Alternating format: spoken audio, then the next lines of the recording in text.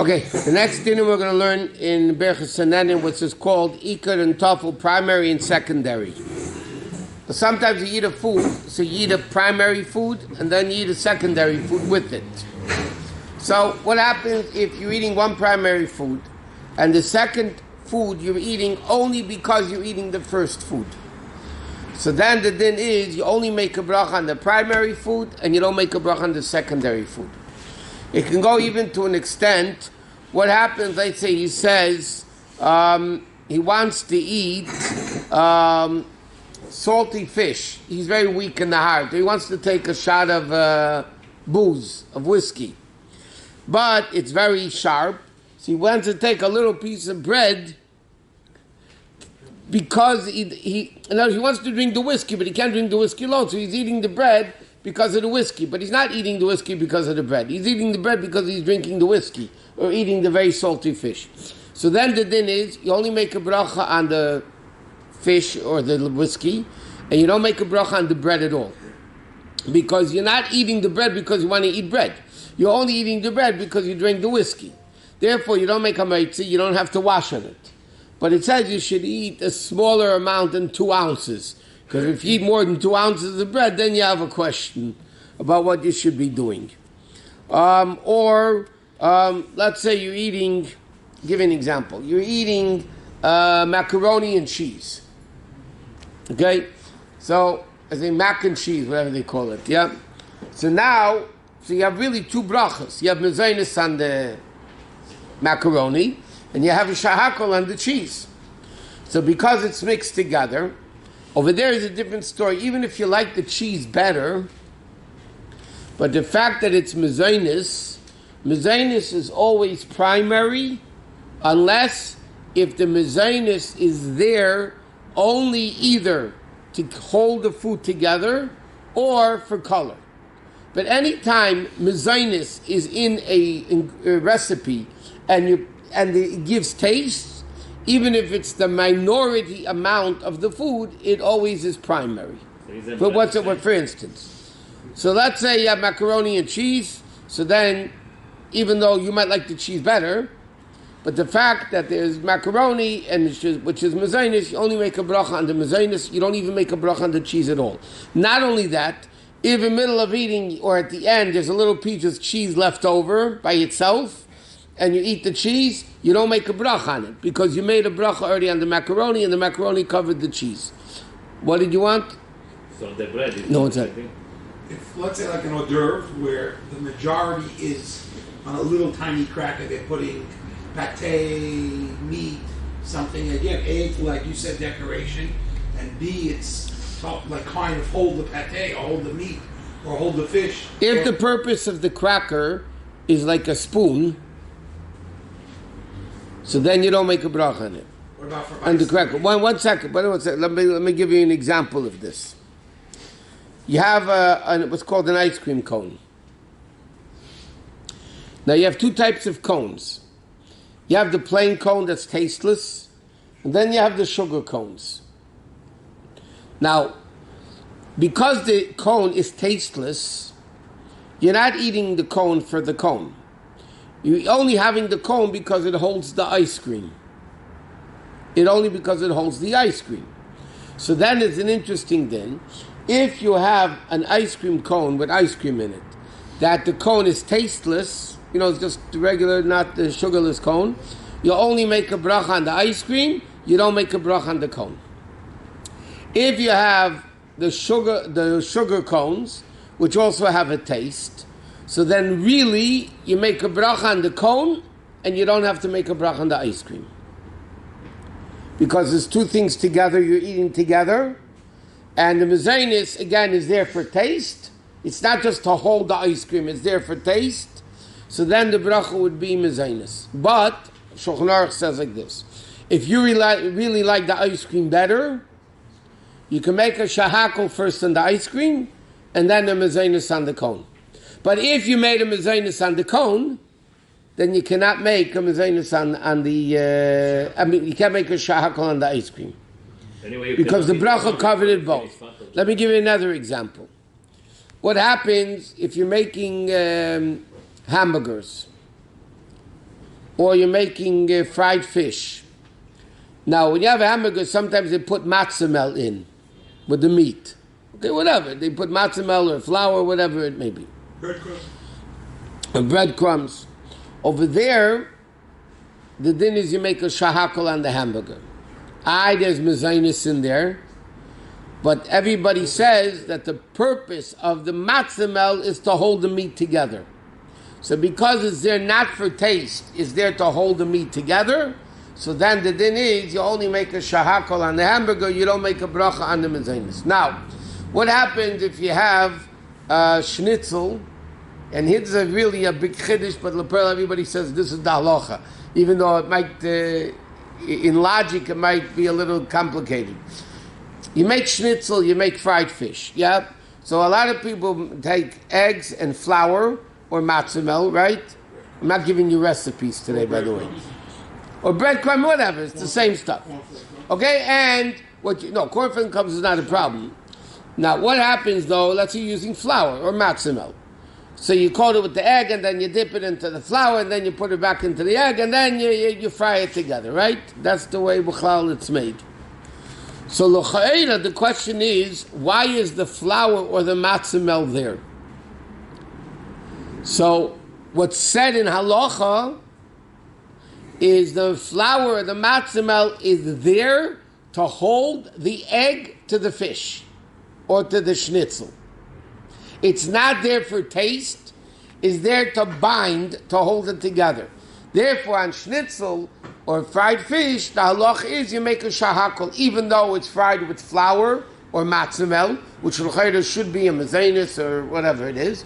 But nevertheless, the din is you make a shahakol because the flour is not there for taste, the flour is there to hold it together. What? Like the taste, then you do it for taste? If you're doing it for taste, then l'chayre the bracha would be mezainis. Even on breadcrumbs? Yeah. What about, like you said, Breadcrumbs lost the tzura sapas, and it's fried, so it's a whole different story. well, like you said before with mashma, so you take l'chaim Shabbos, and then you have the herring and you put it on less than an ounce cracker, because those crackers don't weigh an ounce. And you take 2 pieces of herring. Doesn't matter how much the cracker weighs, you have to cracker weight. Okay, so but you're putting the herring and you're taking the mashke for rice. So in Shulchan Aruch it says that the best thing in that case, even the guy's taking mashke and he takes the bread, because it says in halacha the best thing to do is that, let's say you're having herring with, okay, so over there it's the same bracha anyway. But let's say you're having a sour pickle, okay, you're going to say l'chaim and then you're going to take a sour pickle. So, no, shahakol and adama. Okay. So even though, l'mashal, if I'm only eating the pickle because I really don't want to eat the pickle. I'm eating the pickle because I took a shot of whiskey and I need the chaser, the farbaisen. So then, halacha is you only make a bracha on the whiskey, you don't make a bracha on the pickle. But halacha says it's preferred, first make a adama on the pickle. And then say shahakal on the mashke. What? If you have a salad, a lettuce salad, and there's cut up olives in it, are you allowed to eat the olives first go with ha'etz and then eat the lettuce afterwards with ha'adama? Well, first let's discuss what the bracha would be on that salad. Yeah, it's cut up olives. Okay, according to the Alter Rebbe Lepel, let's say you have a fruit salad. You know, you used to have the cans of fruit cocktail. There's a bunch of 8 fruits and there's a pineapple in it. You know what I'm talking about? Yeah. Okay. Fruit cocktail. I said fruit cocktail, yeah. So now, what bracha would that be? You have 8 and you have adama. So the Alter Rebbe says, what happens when you're eating it together, and they're both equal to you? You're eating the whole thing. So then the Alter Rebbe holds, you go by the majority. If the majority is 8, it's 8. Majority is adama, it's adama. Okay, that's what the Alter Rebbe rules in Shulchan Aruch. So now the question is, what happens if you have a salad, like you said, that basically adama, lettuce, whatever, cucumbers, whatever it may be, and you also mix in olives. So again, really the bracha on the salad would be ha'adama. And everything would be ha'adama, right? Because the majority is ha'adama, not ha'etz. But if you really like the olives more, so then if you want, you can take out an olive first, make an eighth, then you make ha'adam on the rest of the salad. But what happens if you didn't take out the olive? You made ha'adam on the salad, then you can't make ha'etz on the olive anymore. Because you already made the brach of the primary, and the primary covers the secondary. I have to take olive by themselves and make bracha. I said, if you first, but you have to first take it. From the salad, like different, Okay, that's a separate thing. For instance, I'll give you another example. People have peaches and cream, banana and cream. Huh? Bananas and sour. It's called bananas and cream in English. I don't know in Florida what they call it, but in America they call it banana and cream. Now, again, what by you is the iko, what by you is the truffle? Why are you eating it? the banana. No, some people are here for the cream, and just to give taste to the cream, you'll put a banana in. So if somebody the best thing to do, by the way, in that case, the best thing to do halachically is before you mix them together, take a little piece of banana, make ha'adama, before you mix them together.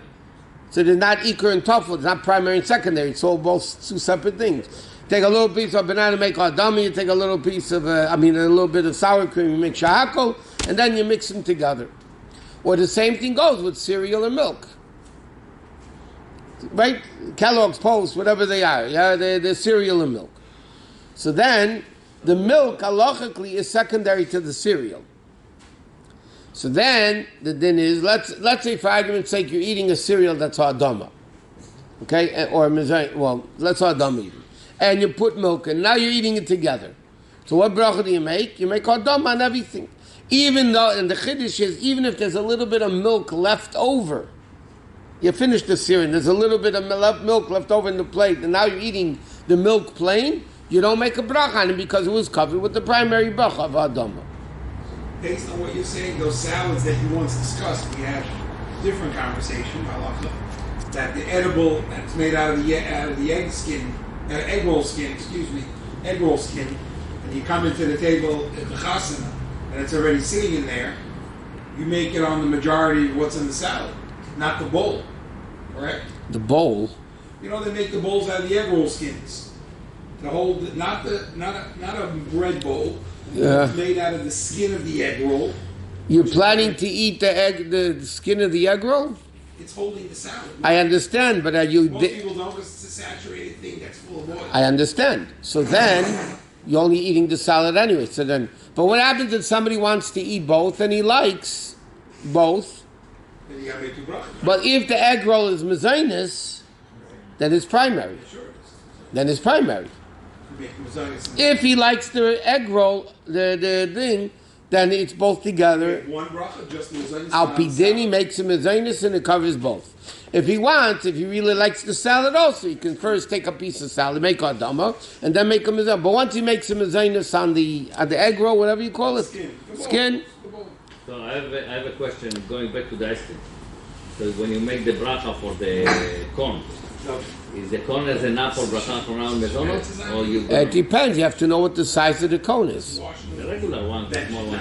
I don't know. You have to know how much it weighs. If it weighs an ounce, it's a... Huh? They're very light. Some of them are a little bit heavier. You know how you tell when you buy the box of cones, it says in the box the net weight, You divide. and then you count how many cones there are in the box. When you're going to And then you divide it. And you figure out how much each cone weighs. The box doesn't weigh that much. Okay? But the question, All the sugar cones okay, are dark. let's say you eat dark. egg rolls. Because the sugar you get. No. So what? Is it weigh an ounce? That's the question. So the question. Huh? It depends. You have to look at the box. How many cones come in a package and how much the package weighs. What's the big deal? Okay. This is very difficult. So if you make Why? All these things, I'm going to a wedding. I'm not going to sit down and count. Is this for? I say shackle and I go. No, you don't wash. That's When you wash. cheating. That- when you eat, if you know what, let me tell you something. Halachically, the best thing when you go to such a meal and you don't even know what they're going to end up serving, and the best thing is to wash. But there's a very important din, by the way. People are unaware of this. There's a lot of tshuvas written about it, and there's an answer from the Rebbe about it also. Do you know halachically, if you wash at a wedding, it says in Shulchan Aruch, you're not allowed to leave before Sheva Brachos. That means if you go into a Persian wedding, you're about to leave and stay until 2 a.m. But then you get breakfast in the New York Times. No, they don't serve breakfast anymore in L.A. Oh, they don't? They stopped. And no New They York used Times? to. They used to. And no New York Times? No, they don't do it anymore. So now, the question is, but a lot of people don't do that. A lot of people bench and they go home earlier. There's a lot of tshuva. The Ramesh has the tshuva about it. But it's not so simple in halacha, by the way. The best thing is when you wash, to have in mind, I'm not staying till the end. It says in halacha, the best thing is to have in mind that I'm not staying till the end, because technically, once you're part of that meal, you can't bench until Sheva Brachos. So they paskin, even if somebody didn't have that in mind, but they really did have it in mind because they weren't expecting to stay so long, whatever. But I'm saying, l'chatchila in halacha, the best thing to do, you go to a wedding and you're going to be eating, the best thing is to wash. Then you get rid of all the brachos, except dessert, you make a bracha on the dessert. But then, you have to have in mind that you're going to leave before Shabbat. What? If you make a bracha, What's up? What? If you're just drinking the broth of noodle soup, is the bracha of the broth, can it now be shahakol? You took out all the broth? All the noodles? Yeah. Then you're not eating any mezainis, then it'll be shahakol. Egg roll.